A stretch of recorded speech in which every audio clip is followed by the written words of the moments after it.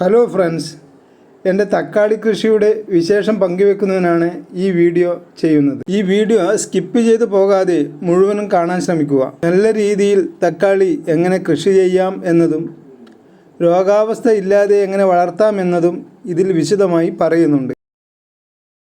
ഞാൻ തക്കാളി വിത്ത് ചെറു ട്രേയിൽ ചകിരിച്ചോറ് ഇട്ട് അതിലാണ് മുളപ്പിച്ചത്. 12 ദിവസത്തോളം വളർച്ചയെത്തിയ ചെടിയാണ്.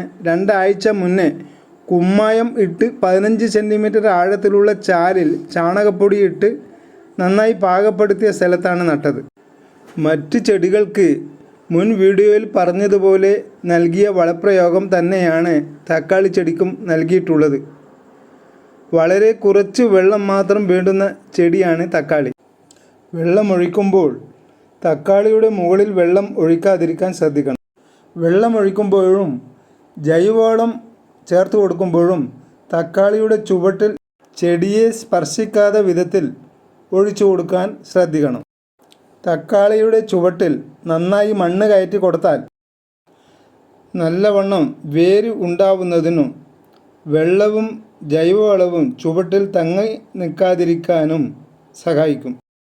അതുകൊണ്ട് തന്നെ ചെടി നല്ല പുഷ്ടിയോടെ വളരുകയും ചെയ്യും.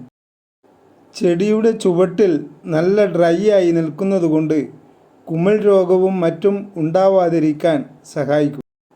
തക്കാളിയുടെ ശിഖരങ്ങൾ ഒടിഞ്ഞു പോകാതിരിക്കാൻ താങ്ങ് ഉണ്ടാക്കി കൊടുക്കുന്നത് ഏറ്റവും ഉചിതമായിരിക്കും. ഇത് വീഡിയോയിൽ കൃത്യമായി കാണുന്നതാണ്.